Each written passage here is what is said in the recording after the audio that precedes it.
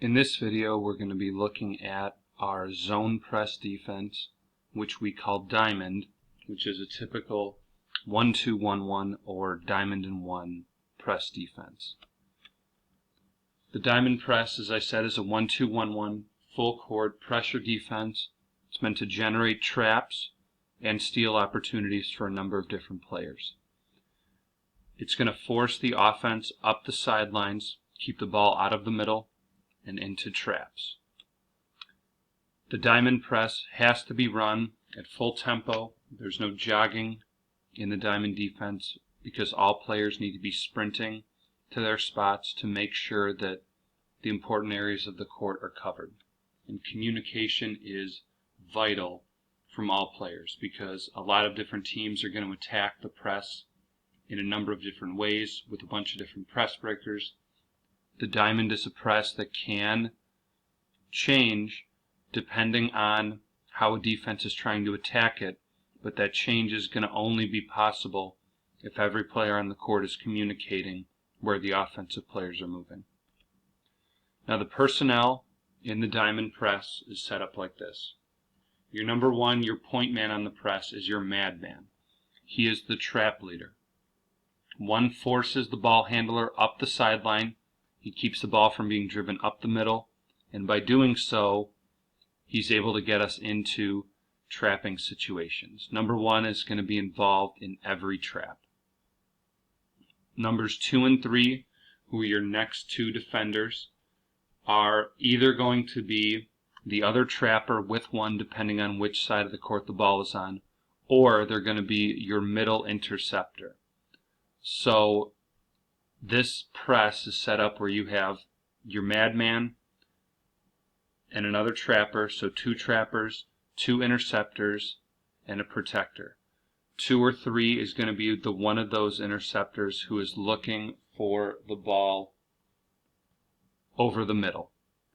4, who sets up in front of half court, again depending on where the offense lines up, is your sideline interceptor. So 4 mirrors the ball up the court. He's always on the same side of the court as the ball, looking to cut off passes up the sideline. And then 5 is your protector. So 5 is your deep man. How deep depends on how deep the offense sets up.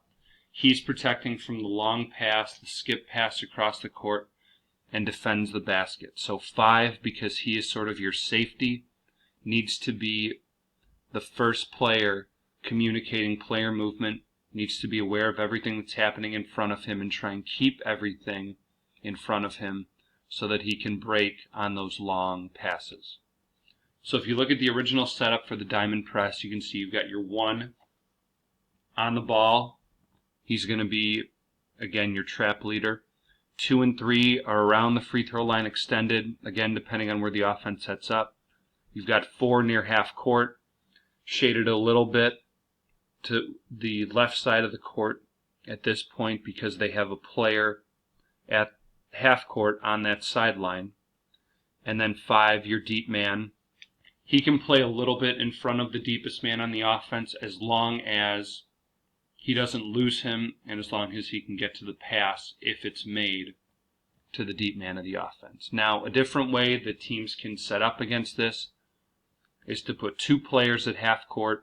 If this is the case, 5 can move up, again, as long as he's in a position where he could steal a pass and can keep everything in front of him. So the goal of the diamond press is to force the ball into what we call the coffin corner. Now the coffin corner is the area by the baseline and the sideline. We want to leave that as the one inbounding opportunity that the offense has. So 4 again has to be close enough to pick off a pass that's made to that man near the sideline, and 2 and 3 can't allow any cheap passes into the middle. So you can see here, if the players break out, ball goes into the coffin corner, 1 and 2 come over immediately for the trap. 4 moves over into a position where he can intercept the pass up the sideline. He doesn't want to get too close because remember, we want to keep the ball out of the middle at all costs, so 4 can sort of protect the half-court area in the middle by not moving over too far. but far enough to where if the man were to try and throw the ball up the sideline, he can get to that pass. Now it's key that 1 and 2, when they trap, close the trap well so that the ball couldn't be dribbled right in between them. 2 needs to be close enough to the sideline that he couldn't get beat up the sideline or the press is broken. And they need to always keep their hands up so that any pass that is thrown, for example, up that sideline, would be a loopy, high pass that would give 4 plenty of time to get over and tip or intercept. Now 5 is still playing his protector role. He's got the deep man. He could be playing a little bit closer to the ball, depending on the speed and the confidence of the player. 3 has the toughest job right now because he, first and foremost, does not want to get beaten with a long skip pass across the court. So if that player were to move up towards half court, creep up the sideline, 3 would need to drop with that. And 5, because he can see everything, would need to communicate that, maybe take a couple steps up to also be in a position to pick off that pass. But 3, if he's really good at reading the ball and at understanding the spacing of the press, can essentially cover the man stepping in bounds and the player on the opposite sideline at the same time, read the passer's shoulders, and be ready to make a break on the ball when it's thrown. Now, the way that a lot of teams will try and attack the diamond press is to throw it in, and then before we can get a good trap set up, throw it right back to the inbounder. Now, when this happens, 1, who's always following the ball looking to force it into traps, needs to sprint back, cut that player off from being able to dribble it up the middle, and look to force it up the opposite sideline. 3 needs to play a sort of baiting movement on defense because he can't allow a quick pass up that sideline, but at the same time he needs to keep himself in a position where he can get to a trap when it happens. So this is where communication between 3 and 4 is very important, because once 4 has moved over to the point where he can cover that player going up the sideline, that's when 3 can make a break to try and get to a trap. And now 2, because the ball is on the opposite side of the court, becomes our middle interceptor, so he will drop originally more to his original position, will be set up more in the original diamond look, and then as the ball gets dribbled away from him, drop into the middle to be ready to pick off either a pass back across the court, up towards half court, or in the back court.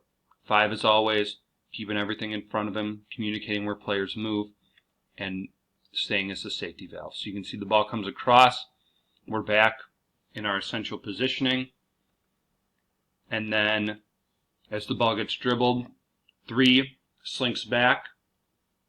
Once 4 is over there, ready to cover that sideline, 3 comes up, we get another trap, and now you can see 5 is helping out 2 because that deep man is not too far behind him where he couldn't get to a pass there, but he's also in a position where if they tried that pass across the court to the other sideline, he can make a break and get a steal as well.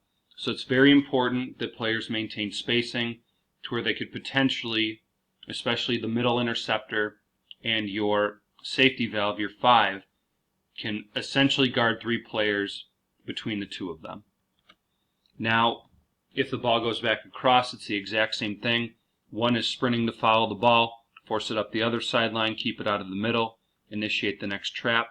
2 is maintaining his ability to cover the man up his sideline until 4 has gotten over, and then going up to finish the trap. 3 drops back and becomes the middle interceptor again. 5 continues to play the safety valve. So you can see the ball goes back, we're in our diamond set, and as the ball gets dribbled, 2 drops until 4 is over, comes up, and we're ready for the next trap. And again, 5 is in a great position here because he could get to that long skip pass and would be able to cover a pass towards the basket. Now, if a team sets up with 2 at half court, again, 5 is moved up, and one thing that a lot of teams will try to do against a diamond press is get a cutter into the middle of the lane. And this is where communication can be very important. So we see it breaks again, we get the trap, And this time it's the opposite half-court player who's going to try and flash. When 5 sees this, he can move over, and now he's sharing responsibilities for the pass up the sideline with 4. 4 can be helping 3 out with that man in the middle. And 5 just has to be aware of the player on the opposite free throw line extended. If he tries to leak out for that deep skip pass, 5 would have to move more towards that side, leave 4 to cover up the sideline, 3 to cover the middle, and then if we give up the quick reversal towards the baseline, that's something that we can deal with because the ball is not advancing up the court. Now in this example, you're going to see, again, they get the pass in, but now it is the player flashes and the player up the sideline looks to break because maybe they're trying to catch 5 in a situation where he gets too far up the court to cover the deep pass. When this happens now, there is no player for 4 to cover up the sideline, so he can drop more towards the middle, and 5 still has his role as the safety valve covering the long pass. If it were to happen that the opposite player on the free throw line extended were to also break deep, 5 would have to maintain his place more towards the middle of the court, and all that would have to happen is 3 and 4 would have to drop back. 4 would have to get more up the sideline, 3 more towards the middle. But if that were to happen, essentially the only pass that the offense could make would be back to the man who inbounded the ball. Again, they're not advancing the ball, and the press is keeping it from getting up the court. Now, a final look that we've seen teams throw is when they get it in, they will have the opposite guard try and flash middle. If this happens, 3 just needs to be aware because that's one of the passes he's looking to pick off, adjust his positioning, deny that pass, and again, we're in a great position to where any of the long passes are covered. The only potential pass is the reversal, and if our trap is good, it's going to be really difficult for the ball to get around 1 and 2 back to that man in a position where they could try and break the press. Now, if the ball ever goes back, gets reversed, and the passing man from that coffin corner is now our man in the middle, again, you can see that we're in essentially our diamond setup. It would be very unlikely that the ball could get there in the middle because 1 and 2 are both in a position to make a tip and steal. 5 is doing a great job covering the 2 deep men at the same time. And as the ball gets dribbled up, 2 just has to remember that he's covering that sideline man if he's there, as well as that pass to the middle. But 5, again, with his positioning, is in a great spot to where a long pass, again, a high pass because it's coming out of a trap, is going to stay in the air long enough for him to get to either one to tip or intercept. Now, part of the reason we run the diamond press is that it allows us to fall right back into our buzz zone defense. So in this example, we have the trap set.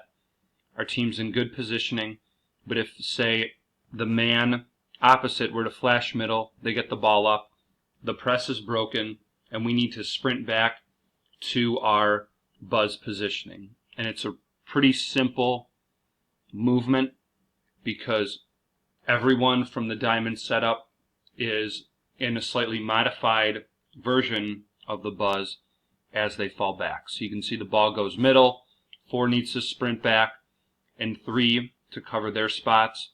5 has got the middle of the lane on a straight line between the ball and the hoop. 1 and 2 are at their guard positions, and now we're in the buzz, keeping that same intensity, looking to get more steals. So the diamond press can be a very effective press as long as you have all players going at a high tempo, being aggressive, communicating, looking to get good traps, keep the ball out of the middle, and cutting off passes into the middle and the sideline with 5 acting as your safety man, and communicating with all players where the offense is moving and keeping in mind that he cannot get beat over the top.